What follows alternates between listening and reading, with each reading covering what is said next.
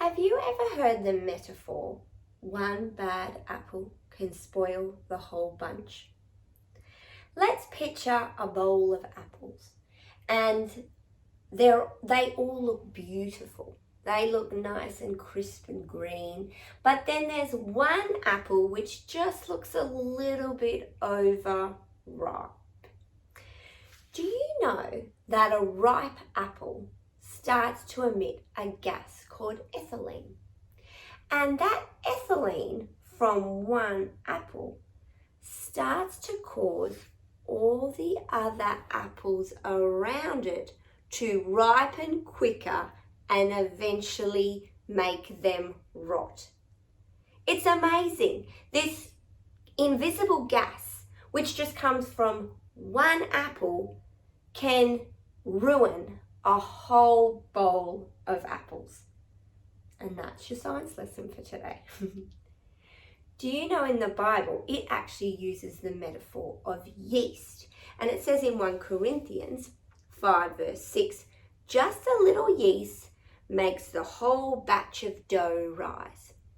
Yeast is that ingredient which we put in dough to make it rise.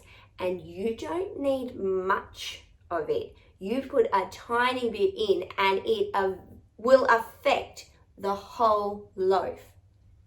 Just as the ethylene from one apple permeated through the whole bunch, the yeast which was put in permeated through the whole loaf.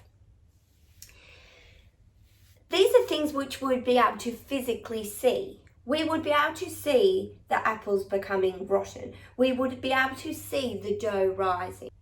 Do you know that it is the same with our lives?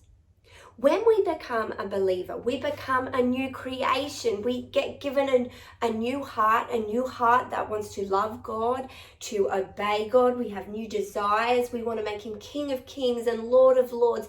And what that does, it's visible to other people. We start to behave differently. We start to act different, speak different, have different priorities. And that's what it means when we said yesterday to not be of the world. We act differently. The thing is, when we become a believer, people see the change. But then over time, things can become a little bit hazy. For example, you might, when you first become a follower of Christ, say, I'm not going to watch scary movies. I'm not going to watch horror movies. And you might say no a lot of times to that. But then one day, all your friends are together and they all decide that they all want to watch this new horror movie. And well, you don't want to miss out. And so you say yes. Or when you become a follower of Christ, you might say, well, I'm not going to let filthy talk or foul language come out of my mouth. I'm not going to do it. But then you start to hang around some new kids, you go to high school, and they all talk with filthy language. And do you want to know something? Before long, you will probably sound like them too. Or this one's in particular for girls. You might make a stand as a young lady to make the decision to dress modestly.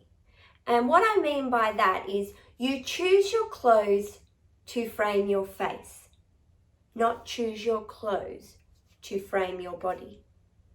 And you might make a stand, but then all of your friends seem to be wearing short clothes and skimpy clothes, and you see it on Instagram and you see it in YouTube and you go, well, it can't really be that bad. It might just be a bit of a cultural thing. And before you know it, you start dressing like your friends.